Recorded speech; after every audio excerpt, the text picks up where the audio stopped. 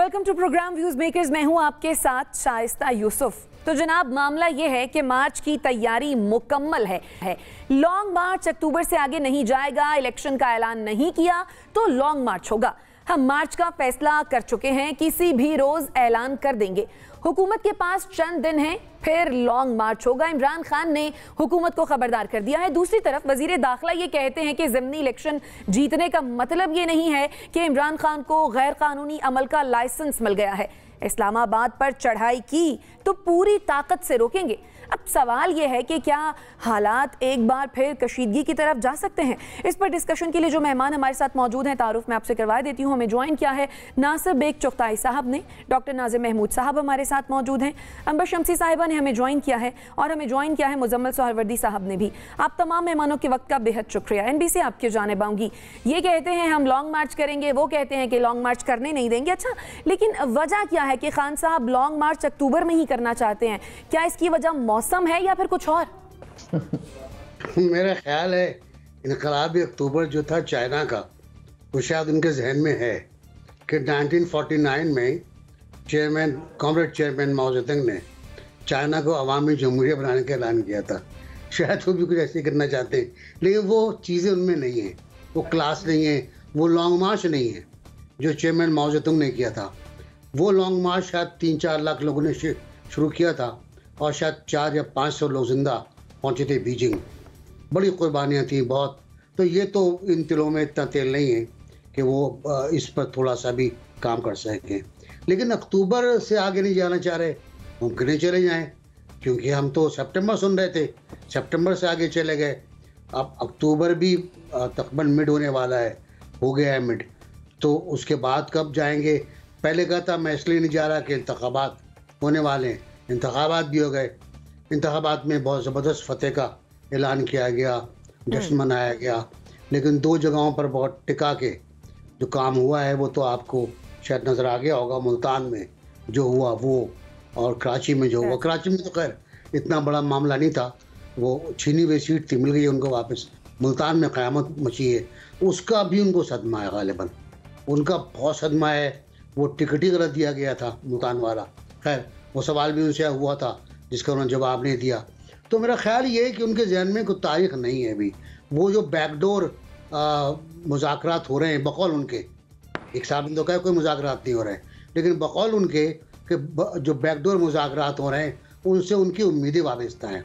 उम्मीदें क्या वाबस्ता हैं? उम्मीदें मेरा ख्याल है जमहूरियत के लिए नहीं है। उम्मीदें ये हैं कि हमें तुमने क्यों निकाला और अब हमें वापस लेकर आओ।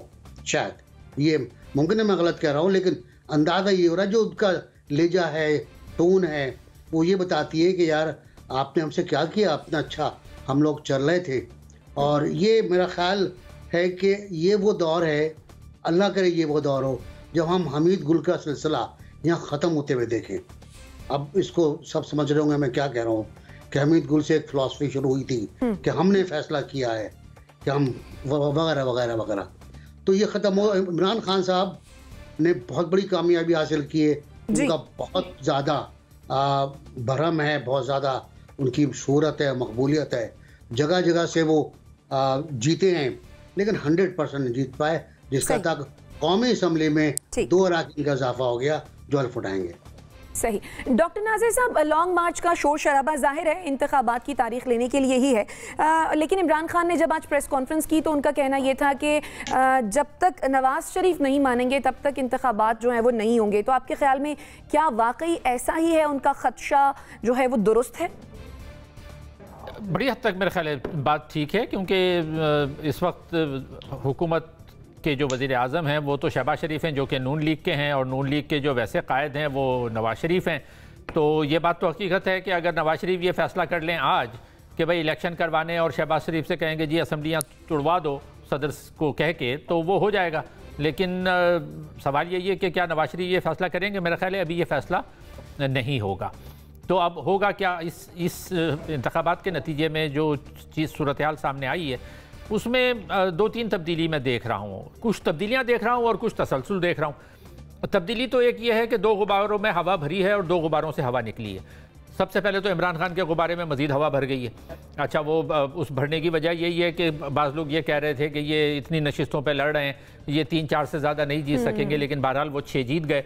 गो के खैर उन्होंने अपना खुद का रिकॉर्ड भी तोड़ दिया। जी, तो ये अब तब्दीली जो आनी चाहिए वो ये आनी चाहिए कि ये बहरहाल इस पर पाबंदी लगनी चाहिए कि कोई भी एक उम्मीदवार 2 नशिस्तों से ज़्यादा इलेक्शन लड़ने की इजाज़त नहीं होनी चाहिए, क्योंकि ये पूरी एक्सरसाइज इन फ्यूटिलिटी हो गई ना। देखिए, इलेक्शन कमीशन काम करता है, आवाम वोट देने जाते हैं, ये अवामी टैक्स का पैसा होता है जो इलेक्शन कमीशन के पास जाता है, इलेक्शन कमीशन इलेक्शन कराता है, और ये लाखों की नहीं करोड़ों और अरबों की बात होती है। अब इतने खर्चे के बाद अब होना क्या है, इनको खुद पता है इमरान खान साहब को कि ये इनको रिज़ाइन देना पड़ेगा बाकी नशिस्तों से। एक नशिस्त पे ये ऑलरेडी मौजूद हैं, तो सारी की सारी नशिस्तें जाएंगी। तो अगर मरकज़ में असम्बलियाँ नहीं तोड़ी जाती हैं तो क्या ये दोबारा इलेक्शन होंगे? अगर दोबारा होंगे तो क्या फिर इमरान खान साहब खड़े होंगे? तो ये जो मैंने पहले एक दफ़ा बात कही थी कि ये बंद गली में धकेल रहे हैं, ये सिर्फ ये बतलाना चाहते हैं कि जी मैं जीत सकता था, मैं इतनी नशिस्तों पे जीत गया। दूसरे जो जिस गुब्बारे में हवा भरी है, जो कि अच्छी बात है, मैं समझता हूँ, वो पीपल्स पार्टी है। जी। पीपल्स पार्टी ने गैर मामूली तौर पर अच्छी कारकर्दगी का मुजाहरा किया है। अब हकीम बलोच जीते हैं, यहाँ से गिलानी साहब के साहबजादे मूसा गिलानी जीते हैं। ये दोनों बड़ी कामयाबियाँ हैं, और मुझे लग ये रहा है कि एक पीपल्स पार्टी का रिसर्जेंस हो सकता है। जो लोग बिल्कुल राइट ऑफ कर रहे थे पीपल्स पार्टी को कि ये अब नहीं आएगी, इस तरह के राइट ऑफ पहले भी किए गए। 90s में बेनज़ीर साहिबा को कहा गया कि ये वापस नहीं आएंगी, लेकिन वो हुआ। अच्छा, जिनको ज़्यादा नुकसान हुआ, जिन 2 गुब्बारों से बिल्कुल हवा निकली है, वो तो एक नून लीग को नुकसान हुआ है, क्योंकि नून लीग मुसलसल हार रही है, पहले भी हारी, यानी जब ये अपोजिशन में थे तो जीत रहे थे, जी इख्तिदार में आने के बाद तो ये मुतवातिर इलेक्शंस हार रहे हैं, तो ये इनके लिए और बड़े मार्जिन से हार रहे हैं। खानेवाल में तो मेरा ख्याल है कि 15,000 वोट से हारे हैं, बाकी भी 10-10,000 वोट से हारे हैं, और दूसरे JUI के कासिम हारे हैं। लेकिन तीसरा जिनके हारने का मुझे दुख है वो ANP के लोग, जिन्होंने बड़ी कुर्बानियां दी, अपने लोग कमाए, शहादतें हैं। बिलोर साहब भी हारे और बड़े मार्जिन से हारे, 25,000 वोट से हारे, और एमल वली भी कोई 10-12,000 वोट से हारे। तो ये बड़ी जो है ना, मेरे लिए तो अफसोसनाक बात है ANP का इस बुरी तरह से हारना। आपका पॉइंट आ गया। अंबर शम्सी, क्या लगता है, क्या हुकूमत अपनी शिकस्त का बदला इस तरह से लेगी कि अगर लॉन्ग मार्च होता है तो हालात जो है वो कशीदा कर दिए जाएं? क्योंकि जिस तरह से राना सनाउल्लाह साहब की जानिब से धमकियों का सिलसिला जारी है, उससे तो यही लग रहा है कि 25 मई वाली सूरत हाल दोबारा होगी। नहीं, यहाँ सवाल ये बनता है कि हुकूमत कौन है, क्योंकि अगर हम देखें कि ये जो नशिस्तें थी, ये तो इससे कबल पाकिस्तान तहरीक इंसाफ ही की थी। हुकूमत में पाकिस्तान पीपल्स पार्टी भी है, जिनको 2 नशिस्तें अब मिल गई हैं, तो उनके लिए तो एक नेट गेन हुआ अगर आप हुकूमत की बात करें। और ख़ास तौर पर जैसे अभी यही बात हो रही थी, पीपल्स पार्टी ने तो उस पर बहुत गेन किया है, क्योंकि 2 सीटें मज़ीद मिल गई हैं। एक तासुर पैदा हो रहा है कि पीपल्स पार्टी की बहाली जो है वो बिल्कुल मुमकिन है।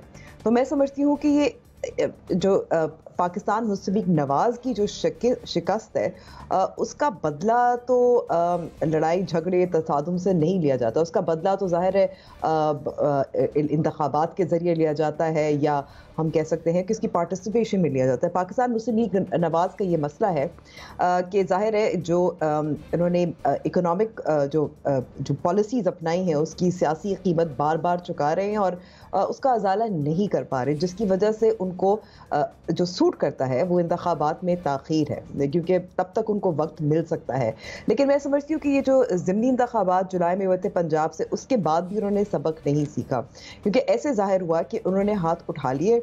मरियम नवाज साहिबा लंदन में बैठी हुई हैं, छोटे मोटे जो कारकुनान हैं जो वो कैंपेन चला रहे थे, और अल्लाह अल्लाह खैर से अल्लाह, तो उन्होंने बेसिकली जो आपने इमरान खान साहब की मकबूलियत को मद्देनज़र रखते हुए मुकाबला ही नहीं करना पसंद किया। तो असल जो आपका इंतकाम होता है वो बैलेट बॉक्स में होता है, सियासत के ज़रिए होता है, और ऐसा लग रहा है कि ना वो एक बयानिया तश्कील दे पा रहे हैं जिससे वो लोगों में अपनी खोई हुई मकबूलियत जो है दोबारा तो अगर नहीं बहाल कर सकते, लेकिन कम से कम अपना जो पैगाम है वो पहुंचा सके, वो भी नहीं बना सके। और फिर साथ साथ जो इंतखाबी अमल है उससे भी वो अदम दिलचस्पी का इजहार कर रहे हैं। तो मैं समझती हूँ कि इंतकाम तसादुम से नहीं होगा। इमरान खान साहब भी क्योंकि इबाम का शिकार नजर आ रहे हैं, क्योंकि मैं समझती हूँ कि इतनी उनकी जो फतह हुई थी, अगले दिन वो ऐलान कर देते, अक्टूबर कह रहे हैं, अगले दिन ऐलान कर देते 3 दिन बाद लॉन्ग मार्च होगा, और हम इधर से इंडिया में शायद वो एक्सपेक्ट कर रहे हो कि मैं अब जब नताइज जो हैं वो इतने अच्छे आ गए हैं तो शायद इंतखाबात की तारीख का हुकूमत खुद ही ऐलान कर दे, ये भी तो मुमकिन है। ये तो ऐसा तो कभी नहीं होगा ना, क्योंकि आपने बार बार देखा जब पाकिस्तान तहरीक इंसाफ की हुकूमत में थी और बार बार इलेक्शंस हार रही थी तो क्या उन्होंने एक दफा भी इंतखाबात का ऐलान किया? सबको पता है कि इक़्तिदार जब एक दफा आ जाता है कोई इतनी आसानी से कोई नहीं छोड़ता। तो मैं समझती हूँ कि ये इमरान खान साहब ने जो अपनी जाती मकबूलियत है उसका इजहार तो इन इंतखाबात के जरिए कर दिया, लेकिन पाकिस्तान तहरीक इंसाफ के लिए मेरे ख्याल में ये भी अब सवालिया निशान बनना चाहिए। देखिए आपका टर्नआउट जो था इंतहाई कम था, 2 मेरे ख्याल में सीटों के अलावा, जिसमें ननकाना एक था जिसमें ज्यादा टर्नआउट था, बाकियों में बहुत लो टर्नआउट था, जिसका लोगों को पता है कि ये तो वोट जाया करने की बात है। और इससे फिर आपका जो वक्ती तौर पर इमरान खान साहब और उनके सपोर्टर्स को एक बूस्ट तो मिलता है कि ये वाहिद सियासी लीडर हैं जो इतने मकबूल है, लेकिन पार्टी के लिए ये क्या फायदा होगा कि आपके पास और कोई उम्मीदवार ही नहीं है जो जीत सके? मेरे ख्याल में कि ये सवाल भी बनता है। सही। मुजम्मिल सोहरावर्दी साहब क्या कहेंगे, लगता है कि लॉन्ग मार्च को लेकर खान साहब खुद भी इबाहम का शिकार हैं? सर्टेनली वो जो उनके पास असलहा या उनके पास जो चालें मौजूद हैं वो आखिरी चाल है जो वो चल सकते हैं, और अगर उसके बाद भी उन्हें अपना हदफ हासिल ना हुआ तो फिर क्या करेंगे? बार बार लॉन्ग मार्च तो नहीं किया जा सकता है। ये एक्सरसाइज उन्होंने 25 मई को की है और 25 मई के बाद वो दोबारा करने की पोजीशन में नहीं है अभी तक, इसलिए उन्हें पता है कि बहुत सोच समझ के उन्होंने खेलना है। और अगर वो ये तीर भी हाथ से निकल गया तो फिर क्या होगा? और अगर इस तीर के निकलते ही नुकसान ज़्यादा हो गया, तहरीक इंसाफ की सियासत को ज़्यादा नुकसान हो गया, तो उसकी कीमत भी कौन चुकाएगा? लेकिन मुजम्मिल साहब ये भी तो हो सकता है कि तीर निशाने पर लग जाए। समझ के फैसला करने की कोशिश कर रहे हैं और सोच समझ के ही फैसला करना चाहिए, पेशेंस से फैसला करना चाहिए, जल्दबाजी में नहीं करना चाहिए। और अगर वो इस हुकूमत को मुकम्मल टाइम भी दे दें, कितना रह गया है? अगस्त तक इस हुकूमत के पास टाइम है। अगर वो अगस्त तक टाइम दे भी दें, उन्हें क्या जरूरत है? अगर आज उनके कहने पर असेंबली तोड़ दी जाए तो 90 दिन में इलेक्शन होंगे, नवंबर, दिसंबर, जनवरी, फरवरी में जाके इलेक्शंस होंगे, जनवरी एंड पे इलेक्शंस होंगे। अब अगर जनवरी फरवरी में आज वो लॉन्ग मार्च कर लें तो भी जनवरी में इलेक्शंस हो सकते हैं, उनके वो जीत जाएं, फतह हो जाए उनको। अगर नवंबर में होंगे तो फिर फरवरी में होंगे, दिसंबर में होंगे तो मार्च में होंगे। मुझे नहीं समझ आती 2-3 माह पहले इमरान खान इंतखाबात करवा के क्या हासिल कर लेंगे। उनको आराम से अगस्त तक का टाइम देना चाहिए इस हुकूमत को। उनकी पॉपुलैरिटी अगर साबित हो रही है तो जो आइन में, जब वो कहते हैं कि मैं एक डेमोक्रेट हूँ और मेरी जद्दोजहद आइन के तकाज़ों के मुताबिक है, आइन के अंदर है, तो आइन में इंतखाबात का वक्त मुकर्रर है। उस मुकर्ररा वक्त पर मुल्क में इंतखाबात होंगे जिन्हें कोई आगे नहीं कर सकता। वो उस मुकर्ररा वक्त पर इंतखाबात में हिस्सा लें। वो मारवाए आइन इंतखाबात चाह रहे हैं कि कबल अज वक्त दे दिए जाएं। उसके लिए वो उनके पास एक ही हथियार है कि वो मुल्क में बदअमनी पैदा कर लें। दूसरा हथियार है कि वो पार्लियामान में जाएं और पार्लियामान में जाकर इस हुकूमत को गिरा दें। लेकिन उन्होंने तो अपने 8 वोट कम कर लिए हैं, अब वो कैसे गिराएंगे? तो ये कह रहे हैं ना कि अगर आप यहाँ इस्लामाबाद आते हैं तो फिर खुद को अल्लाह के सुपुर्द करके आए। सही बात है। नहीं, वो साथ ये भी कह रहे हैं कि अगर आपने आने का कोई रोड मैप नहीं देना है। आपने कल उनकी गुफ्तगू नहीं सुनी। उन्होंने कहा कि अगर वो आने से पहले ये बताएं कि वो कहाँ आके बैठना चाहते हैं, कितने दिन बैठना चाहते हैं, तो ठीक है। लेकिन अगर आप कहें मैं आ रहा हूँ और मैं नहीं बताऊँगा कि मैंने आने के बाद क्या करना है, मैंने कौमी असम्बली पे कब्जा करना है, मैंने ऐवान वज़ीर आज़म पे कब्जा करना है, मैंने सुप्रीम कोर्ट पे कब्जा करना है, मैंने इलेक्शन कमीशन में कब्जा करना है, तो हुकूमत क्या करे? इंतजार करे इमरान खान का कि वो सारा कब्जा कर ले, उसके बाद आप कहेंगे कि हुकूमत ने कुछ किया ही नहीं, वो सब कुछ कब्जा करके बैठ गए। से लगना शुरू हो गया ना मुजम्मिल साहब। तो क्या करें उन कंटेनर्स को? रास्ता रोकने का और तरीका क्या? टैंक खड़े कर दें, कंटेनर ही खड़े करेंगे ना, टैंक तो नहीं खड़े कर सकते कि ये रेड जोन है, इस रेड जोन में जाने के लिए मना है, लिहाजा क्या टैंक खड़े करते हैं, कंटेनर ही खड़े करेंगे ना। 15 दिन से हम देख रहे हैं कि इस्लामाबाद की सड़कों के इर्द गिर्द कंटेनर वो भी तो 15 दिन से कह रहे हैं कि मैं अगले हफ्ते कॉल दे दूंगा, रातों रात तो कंटेनर यहाँ नहीं पहुंच सकते हैं। आप मेरी एक बात समझे, वो एक आदमी सितंबर से कह रहा है कि मैंने अगले हफ्ते 30 सितंबर को कॉल देनी है, मैंने 5 अक्टूबर को कॉल देनी है, मैंने हलफ ले लिया लोगों से और इसी हफ्ते कॉल दूंगा। एक अजीब सा पाकिस्तान को उन्होंने अननर्व करके रखा हुआ है और उसमें आप दूसरे फरीक को ये कह रहे हैं कि वो रिस्पॉन्ड क्यों कर रहा है, उसकी इतनी जरूरत कि वो उनकी जो तड़ियां हैं उनके मुकाबले पे रिस्पॉन्ड कर रहे हैं और कोई दिफाई हिकमत अमली बना रहे हैं। ये बनाने की भी हुकूमत को इजाजत नहीं होनी चाहिए, ये आपका मौक़िफ़ है। नहीं, मेरा ये मेरा मौक़िफ़ नहीं है। ठीक है, जब भी कोई आदमी कहीं हमला करने का ऐलान करेगा तो मुखालिफ फरीक अपनी दिफाई अपना बचाव करने की तैयारी नहीं करेगा, वो कहेगा आ जाओ मुझे मार लो। लेकिन अभी तक तो तारीख का ऐलान ही नहीं हुआ ना मुजम्मिल साहब, मेरा सवाल सिर्फ यही था। चलिए आपका पॉइंट आ गया, तैयारी तो करनी पड़ेगी ना, कोई फौजें लाके खड़ी कर देगा कि बंकर तो बनाने पड़ेंगे ना। क्या करें वो, अगर वो कहे मैं परसों आ रहा हूँ तो आप कहेंगे देखा इस हुकूमत की कोई तैयारी नहीं थी, 2 महीने से तो कहा जा रहा था मैं आ रहा हूँ, इन्होंने कोई तैयारी नहीं की। देखिए इस्लामाबाद में ये क्या हो गया, हम पूरी दुनिया के सामने मजाक बन गए हैं, इस हुकूमत की कोई रेटी नहीं थी, फिर आप इस तरह की गुफ्तगू मेरे साथ करनी शुरू कर देंगी। चलिए एनबीसी, अच्छा डिबेट हो गई आप दोनों की, कोई कमी थी वो खत्म हो गई। अच्छा मैं ये कह रहा था कि ये गुफ्तगू ही बेकार है, सच्ची बात तो ये है। खान साहब अभी ऐलान नहीं करेंगे, खान साहब की जान एक तोते के अंदर है और वो तोता सुप्रीम कोर्ट का फैसला है। सुप्रीम कोर्ट में एक केस है कंटेम्प्ट ऑफ कोर्ट का 25 मई के हवाले से, जिसका फैसला नहीं हुआ है और उसका फैसला होना बाकी है। हुकूमत ने एक दरख्वास्त डाल दी है कि इसका फैसला जल्द किया जाए। वो फैसला ये था कि उन्होंने ऐलान किया था सुप्रीम कोर्ट ने कि आप डी चौक नहीं जाएंगे, और उसके फैसले के बाद, फैसले के ऐलान के बाद, फैसला खान साहब तक पहुंचने के बाद खान साहब ने ऐलान किया कि सुप्रीम कोर्ट ने परमिशन दे दी है हमें, आओ चलो डी चौक चलते हैं।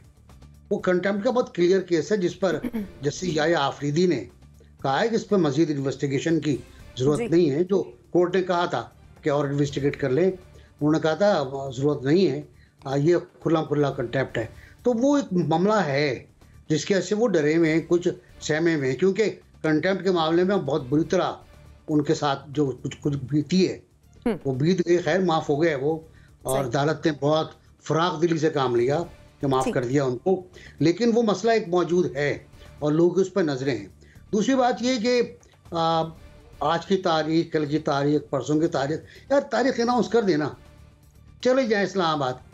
देखिए सुप्रीम कोर्ट का एक फैसला है कि आप अगर आएंगे तो आप कौन से पार्क जाएंगे, F9 पार्क गालिबन वहाँ जाएंगे आप, और उसके लिए आपको रास्ता खुला मिलेगा, ये फैसला मौजूद है।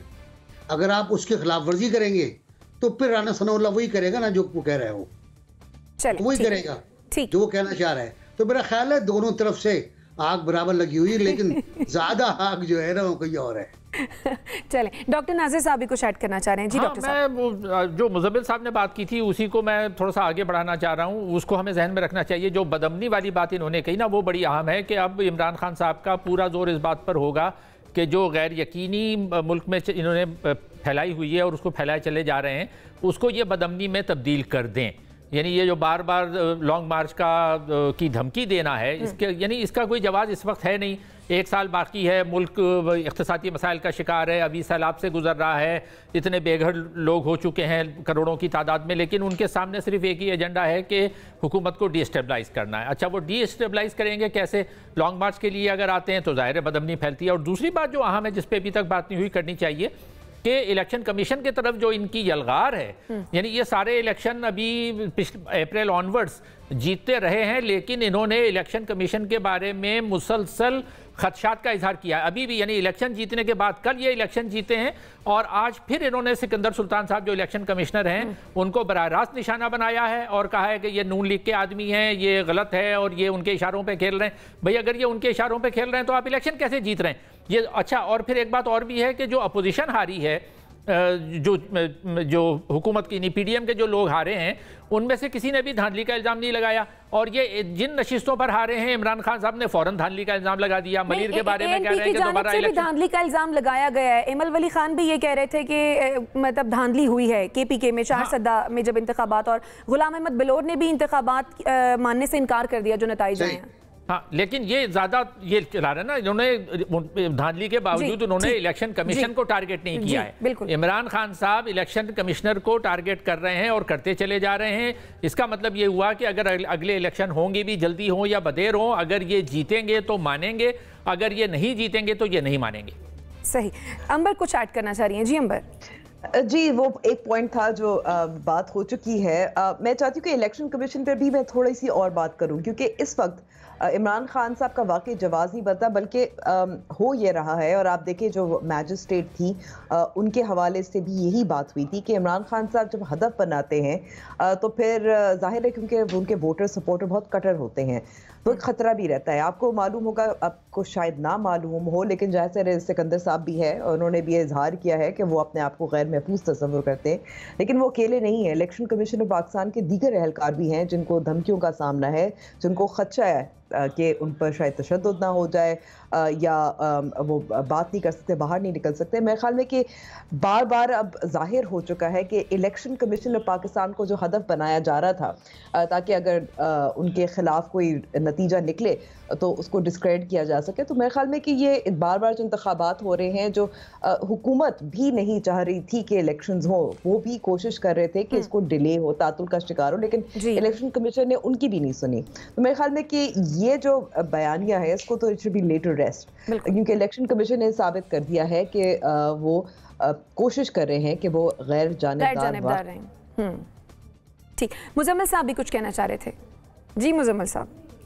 देखिए, आपने कहा एएनपी ने धांधली का इल्ज़ाम लगाया है, उन्होंने सूबाई हुकूमत पर केपी की लगाया है जो पीटीआई की है। इसी तरह इलेक्शन कमीशन ने पंजाब हुकूमत की स्पेशल ब्रांच को नोटिस जारी किया है कि आप लोग इलेक्शन के अंदर क्या कर रहे थे। जो धांधली के इल्ज़ामात सूबाई हुकूमतों पर लगे हैं, जहां इमरान खान साहब की हुकूमतें थीं कि आपकी उनकी सूबाई हुकूमतों ने उनको फैसिलिटेट किया है और धांधली की है, वो इलेक्शन कमीशन पे नहीं लगा रहे एमल वली खान और गुलाम अहमद बलोर, वो केपी की सूबाई हुकूमत पर लगा रहे हैं। और इसी तरह पंजाब में जो स्पेशल ब्रांच है उसके ऊपर लग रहे हैं। वो इलेक्शन कमीशन से तो उनको कोई इतराज़ नहीं है, क्योंकि ना आरटीएस बैठा है, ना कोई रिजल्ट लेट हुआ है, ना पोलिंग में प्रॉब्लम हुई है। जहां प्रॉब्लम्स हुई हैं वो और जगह है। दूसरी एक और बात मैं कहना चाहता हूं, देखिए इमरान खान साहब रोज कॉल देते हैं।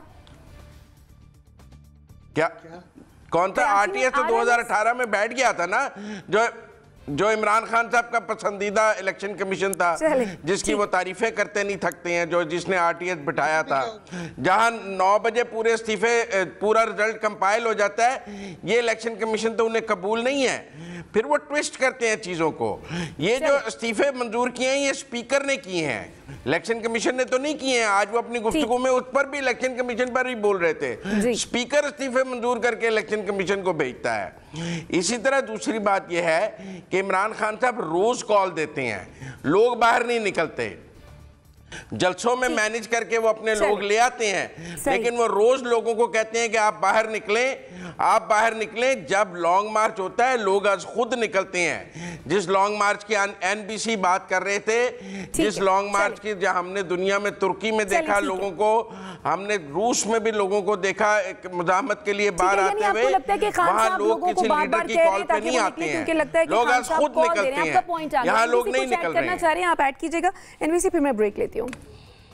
मैं ये कहता कि भी कराची की बात हो रही थी, तो कराची की जो सीट अब्दुल हकीम बलोच की आई है पीपल्स पार्टी के पास, वो तो एक शजरे के साथ चल रही है। अब्दुल हकीम बलोच तो एक 100% जीतने वाला कैंडिडेट था, जिसको 2018 में हराया गया था। और अभी भी जो इल्ज़ाम लगाया खान साहब ने, मुमकिन इल्ज़ाम सही हो, कि वहाँ कराची में खुली धांधली हुई है। तो कराची में 2 सीटें थी, एक पे इमरान खान साहब जीते थे और एक पर अब्दुल हकीम बलोच जीता था।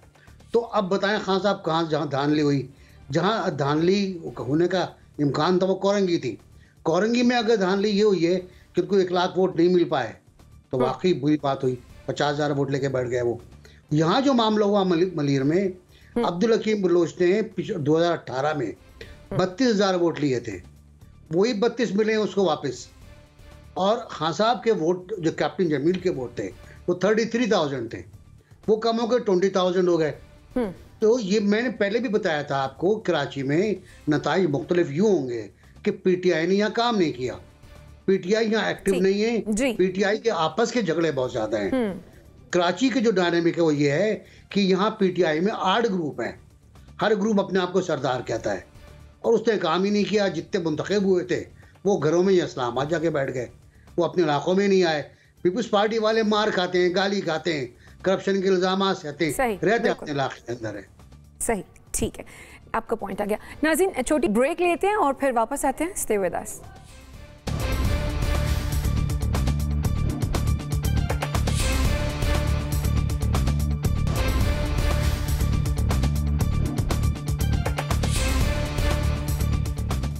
Welcome back after the break. जनाब इमरान खान का ज़िमनी इंतखाबात में छक्का। तहरीक इंसाफ ने कौमी असम्बली की 8 में से 6 नशस्तों पर मैदान मार लिया। इमरान खान कराची की 1 सीट पीपल्स पार्टी से हार गए। अब्दुल हकीम बलोच ने इमरान खान को शिकस्त दी, जबकि मुल्तान में यूसुफ रजा गिलानी के बेटे अली मूसा गिलानी ने शाह महमूद कुरैशी की साहबजादी मेहरबानो कुरैशी को शिकस्त दी। मुस्लिम लीग नून के हिस्से में सिर्फ 1 सूबाई नशस्त आई। दूसरी जानिब हुकूमत ने महंगाई को ज़िमनी इंतखाबात हारने की वजह करार दे दिया। अब ऐसे में सवाल ये है कि क्या ज़िमनी इंतखाबी मार्के में तहरीक इंसाफ की बड़ी जो कामयाबी है, क्या इंतखाबी नताइज पीडीएम के लिए बड़ा धचका है? डॉक्टर नाजिर साहब, आपके ख्याल में कल के ज़िमनी इंतखाबात के नताइज से आपने क्या कंक्लूड किया? क्या ये एज एक्सपेक्टेड था? नहीं, इतना एक्सपेक्टेड नहीं था। मैं भी ये समझ रहा था कि इमरान खान 3 या 4 नशिस्तों पे जीतेंगे, बाकियों पे हारेंगे।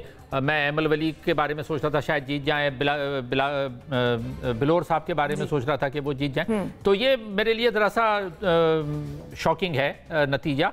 लेकिन ये बड़ा धचका पीडीएम को इसलिए नहीं है कि पीडीएम ने अपनी नशिस्तें, पुरानी नशिस्तें कोई नहीं हारी हैं।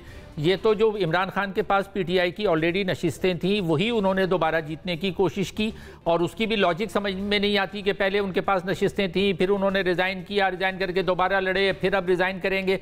तो ये इस तरीके से इन्होंने ये किया है। अब धचका पीडीएम को जो लगा है वो ये ज़रूर है कि जो इनकी तवक्कात थी कि ये इमरान खान से वापस ले लेंगे नशिस्तें, वो नहीं ले पाए। अच्छा, उसकी वजह क्या है? उसकी एक वजह तो जाहिर है, मैं शुरू से इस चीज़ का मुखालिफ रहा कि पीडीएम ने जो फैसला किया था अदम एतमाद की तहरीक लाने का, वो मेरे ख्याल में गलत फैसला था। उस वक्त इनको वो नहीं करना चाहिए था। इमरान खान अगर इख्तिदार में रहते तो जाहिर है उनको वही सारे गलत फैसले करने पड़ते जो इनको आकर करने पड़े। वो फैसले क्या थे? महंगाई बढ़ानी है, IMF से डील करनी है, जो शराइत, यानी पीडीएम का जो बयानिया इन्होंने इमरान खान के खिलाफ खड़ा किया था, उसी बयानिए को खुद इन पीडीएम को अमल करना पड़ा इख्तिदार में आने के बाद, जिससे इनको बड़ा धचका लगा है। और वो धचका मैं ये देख रहा हूँ कि मज़ीद अगर 1 साल ये इख्तिदार में रहते हैं तो पीडीएम की मकबूलियत मेरे ख्याल में, अगर ये महंगाई पर काबू नहीं पा सके, और मेरा ख्याल है कि नहीं पा सकेंगे, क्योंकि महंगाई एक दफ़ा बढ़ जाए तो ज़्यादा बढ़ जाती है, उसमें कमी ज़्यादा नहीं होती, और अवाम यही याद रखते हैं कि जी इन्होंने भी वही महंगाई की।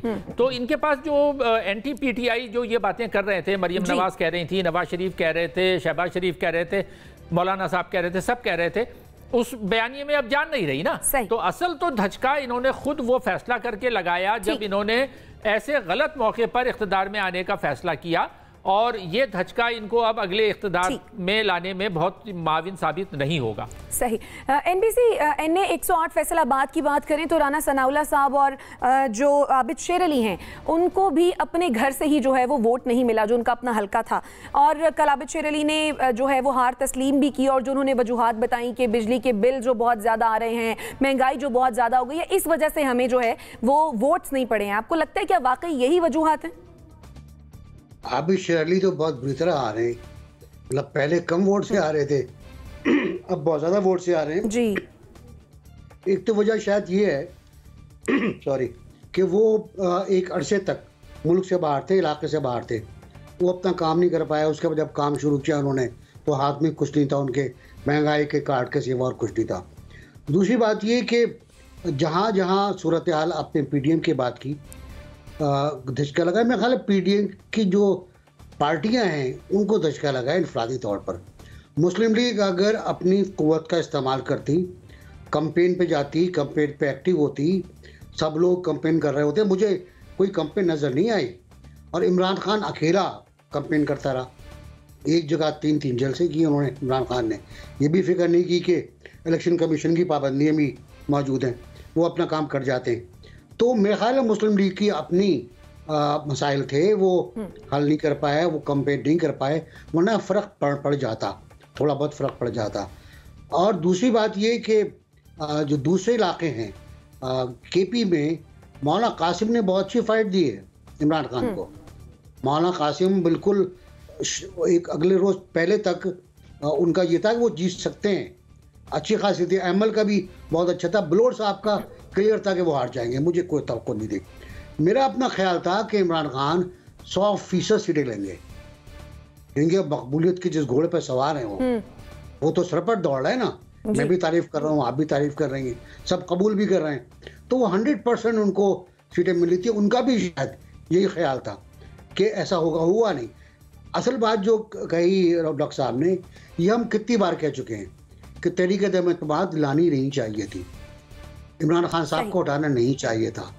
और ये आप भी प्रोग्राम करती थी, हम भी मुखालफत करते थे, मुजम्मिल हमसे लड़ते थे उस जमाने में, और आप भी मुमकिन है मुजम्मिल से ही हो, हम गलत हो। लेकिन अब बात ये है कि उसके नताइज आपने भुगते। आप कहते हैं कि आपने सियासत नहीं की, रियासत की, बिल्कुल सही बात है, रियासत का आपने ख्याल रखा, लेकिन ये भी तो देखे ना उसका नतीजा क्या हुआ। नतीजा ये हुआ कि आवाम को मुस्तकिल आप महंगाई बढ़ा रहे हैं। थोड़ा बहुत एलपीजी में कम हुआ, थोड़ा बहुत तेल में कम हुआ, लेकिन वो मुझे लगता है वो आर्जी है। असल बात इमरान खान ने खुद भी कही कि अगर मुझे ये बेवकूफ़ मुझे नहीं हटाते, अगर ये बेवकूफ़ मुझे नहीं हटाते तो मैं तो गया था, मैं तो जवाल की आखिरी सीढ़ी के ऊपर था। और बिल्कुल दूसरी बात है कि पीटीआई के लोगों ने घरों से निकलना बंद कर दिया था, वो वक्त था। और जब आपने उनको हटाया तो मजलूम कार्ड तो सामने आना था ना, फिर उनका अपना अटैक पे जाना, उनकी अपनी टैक्टिक्स, अपनी हिकमत अमली, अपना चार्म, सब उन्होंने इस्तेमाल किया। और फिर वापस आए, और वापस ऐसे आए कि मैं कह रहा था कि पूरी की पूरी सीटें उनकी होंगी, लेकिन मेहरबानों बीच में आ गई और बलोच बीच में आ गया। सही। अंबर, आपके ख्याल में नून लीग को जो एक नशिस्त मिली है, इसकी वजह प्रॉपर कैंपेन नहीं की नून लीग ने, ये है, या फिर अब लगता है कि नवाज शरीफ की वापसी ही नून लीग में जान डालेगी? देखिए, मेरे ख्याल में कि नून लीग इस वक्त नवाज शरीफ साहब की वापसी पर बहुत ज़्यादा इंतज़ार कर रही है। बार बार जो ख़ास तौर पे मियां नवाज शरीफ के करीब के लोग होते हैं, वो कहते हैं बस जावेद लतीफ़ साहब हमेशा जैसे लॉन्ग मार्च का ऐलान होता रह जाता है, जावेद लतीफ़ साहब बार बार कहते हैं कि बस अब आए नवाज शरीफ, अब आए नवाज शरीफ। अगर उनको एक ही उम्मीद है तो मेरे ख्याल में कि पाकिस्तान तहरीक इंसाफ और पाकिस्तान मुस्लिम लीग नवाज में एक पर्सनालिटी कट वाला फ़र्क नहीं रहेगा, क्योंकि आपकी पार्टी की एक इंतज़ामी ढांचा मजबूत होना चाहिए। आप यही कहा जाता था नून लीग के बारे में कि वो उनको इंतखाबात लड़ने आते हैं। हमजा शहबाज कहाँ थे? अगर आप मरीम नवाज की बात करें, वो लंदन गई हुई है, तो हमजा शहबाज कहाँ थे? शहबाज शरीफ साहब तो जाहिर है उन पर कदगन है, वज़ीर आज़म है, उनको और भी मसरूफियात हैं, लेकिन सवाल यही पैदा होता है ना कि आप पाकिस्तान मुस्लिम लीग नवाज ने अगर डिपेंड करना है नवाज शरीफ की वापसी में, तो फिर मेरे ख्याल में उनके लिए ये लम्हा फिक्रिया होना चाहिए और सोचना चाहिए कि आपने इमरान खान साहब के लिए क्यों मैदान छोड़ दिया है। लेकिन अंबर, क्या मुमकिन है कि लेवल प्लेइंग फील्ड का इंतजार कर रही है नून लीग भी, और वो उसी सूरत में मुमकिन है जब मियां साहब वापस आएंगे? देखिए, अब अगर आप लेवल प्लेइंग फील्ड के लिए भी इंतजार कर रहे हैं, मरियम नवाज साहिबा को तो जाहिर है आज़ादी है ना, उनको तो बरियत भी, उनकी तो बरियत भी हो गई है, वो कैंपेन भी कर सकती हैं। वो कहती हैं कि वो मियां नवाज शरीफ की नुमाइंदगी करती हैं, और ये बिल्कुल बात दुरुस्त है कि उन्होंने देर से, लेकिन जो बाई इलेक्शन से जुलाई के, उसमें बड़ी भरपूर कैंपेन चलाई थी, लेकिन उसके बावजूद उनको वो जीत नहीं मिल सकी जो वो बहुत लोग तवक्को कर रहे थे। लेकिन फिर भी आपको एक प्रेजेंस तो नज़र आती है, एक एक्टिविटी नज़र आती है। मैं पहले भी, इससे पहले भी कह चुकी हूँ कि इस इलेक्शन में तो नून लीग की अदम दिलचस्पी नज़र आई, और वो ख़ुद भी मुझे, जैसे इमरान खान साहब भी इबाहम का शिकार है, खुद भी इबाहम का शिकार नजर आते हैं। मैं दूसरी जो एक और बात करना चाहती हूँ, NVC की बात से मैं इत्तफाक नहीं करती। वोट ऑफ नो कॉन्फिडेंस जो आया था, ये सियासी तौर पर उस वक्त इन तमाम जमातों का फ़ायदा था। अगर चाहे आप देखें सियासी नुक्ता नज़र से, क्योंकि इमरान खान साहब अगरचे उनकी मकबूलियत में गिरावट आ रही थी, लेकिन उनके और भी इरादे थे इलेक्शंस के हवाले से, और इसके अलावा ज़ाहिर केसेस भी थे जिनका खदशा ज़रूर होगा, जो PDM की मुख्तलिफ जमातें उनकी लीडरान की है जी। तो लेकिन अगर उन्होंने उस वक्त जो गलती की थी वो ये कि फॉरेन इलेक्शंस ऐलान नहीं किया, जैसे उस वक्त भी शाहिद खाकान अब्बासी, नवाज शरीफ वगैरह वगैरह, चाहे आसिफ अली जरदारी साहब का एक जोर था, और फिर इमरान खान साहब ने जब ऐलान कर दिया कि बस आप फॉरेन इलेक्शंस कॉल करो, तो एक ईगो और एक सियासी ईगो के मेरे ख्याल में बीच में पड़ गया। तो मेरे ख्याल में कि उसका नुकसान अब भुगत रहे हैं। अब कितना मेकअप कर सकते हैं, क्या नवाज शरीफ साहब का इंतजार ही होगा, मरियम नवाज साहिबा का इंतजार ही होगा, या बीच में कुछ और भी करना है? सही, आपका पॉइंट आ गया। डॉक्टर नाज़िम, मुजम्मिल साहब का कमेंट ले लूं फिर आपके जाने बात हूँ। मुजम्मिल साहब, कल कमर जमान कायरा साहब भी ये कह रहे थे कि मरियम नवाज इस मौके पर लंदन क्यों गई, उनसे पूछा जाना चाहिए। तो क्या इंतखाबात को लेकर और इंतखाबात के नताइज को लेकर नून लीग और पीपल्स पार्टी में कोई इख्तलाफ है, और क्या ये इख्तलाफ आगे बढ़ता हुआ दिखाई दे रहा है? नहीं, मेरे नहीं ख्याल कोई इख्तलाफ है। देखिए, मुस्लिम लीग नून ने जानबूझकर इंतखाबी मुहिम नहीं चलाई, और उनकी मेरा ख्याल है वो मुल्क का सियासी दर्जा हरारत जो है वो जलसों के मुकाबले में बढ़ाना नहीं चाहते थे, और वो चाहते थे कि मुल्क का सियासी दर्जा हरारत, दूसरा वो सब गवर्नमेंट में भी थे।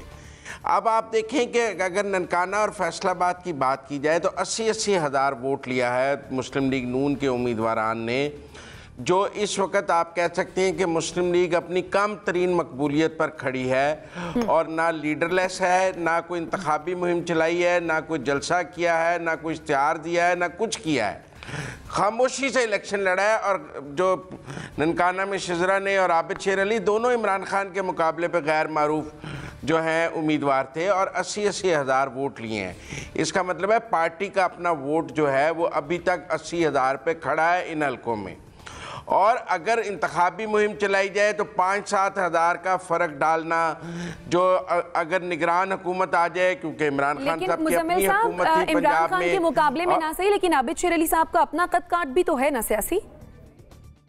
नहीं, इमरान खान के मुकाबले में उनका क्या कद काट है?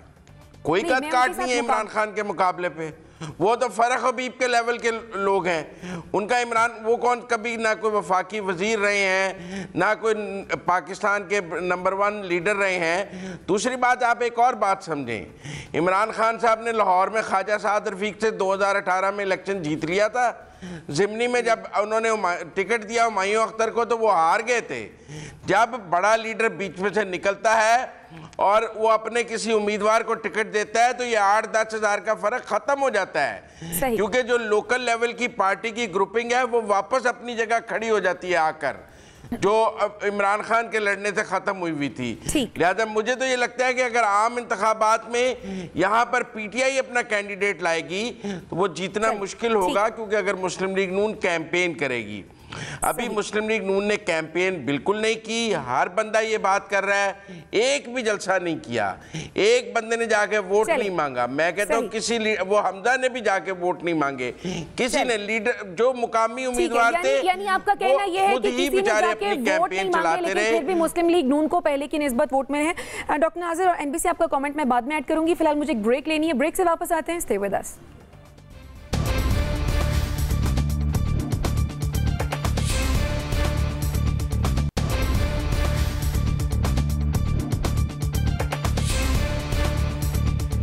Welcome back after the break. Break पर जाने से पहले हम बात कर रहे थे ज़िमनी इंतखाबी मार्के के हवाले से। NBC आप कुछ ऐड करना चाह रहे थे? हाँ, मैं कहता मैंने मुबारकबाद दी थी इमरान खान साहब को बहुत दिल के साथ, तहे दिल के साथ, लेकिन मैं ये खूब हमसे थोड़ा सा गिला भी सुन लें कि वो ठीक है, आप करें श्रीलंका बना दूंगा और ये हो जाएगा वो हो जाएगा, कर लें वो आप जो चाहें, लेकिन ये एक बात पर गौर कर लें कि आपके वोट कम हुए हैं, आपका वोट बैंक कम हुआ है। फ़ारूक हबीब की जहाँ की आप बात कर रही थी, वहाँ फ़ारूक हबीब ने 1,12,000 वोट लिए थे, और खान साहब ने कितने वोट लिए अंदाज़ा लगा लीजिए आप। कराची में खान साहब ने हकीम बलोच की सीट पर PTI की कैप्टन जमील ने 33,000 वोट लिए थे, खान साहब ने 20,000 वोट लिए। और जी में बहुत वोट लिए थे, अब 50,000 पर रुक गए। इसी तरह KPK में वोट कम हुए इनके। तो मेरा ख्याल ये मतलब ये नहीं कि मकबूलियत में कोई कमी आई हो, वोट में कमी आ गई उनके। ठीक है, यानी वोट बैंक कम हो गया उनका।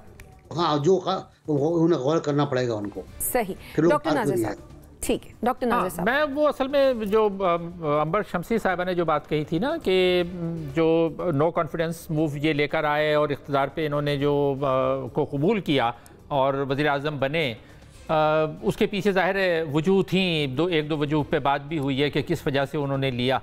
तो ये जो आमतौर पर पेश करते रहे हैं हम, जो मैं या NBC पहले मुखालफत करते रहे और अब भी हम समझते हैं कि ये PDM का, वो क्यों समझते हैं? देखिए, ये जो जवाब पेश करते रहे, दो जवाब इन्होंने पेश किए PDM ने। एक तो इन्होंने ये जवाब पेश किया कि जी मुल्क दिवालिया होने जा रहा था, हमने मुल्क को दिवालिया होने से बचाया। तो ये जवाब इसलिए काबिल कबूल नहीं है कि अगर आपको लोगों ने कहा था, यानी जिनके बारे में कहा जाता है कि जो न्यूट्रल हो गए थे और उन्होंने कहा कि ठीक है हम कुछ नहीं करेंगे, तो उस वक्त इनको इलेक्शन में जाना चाहिए था।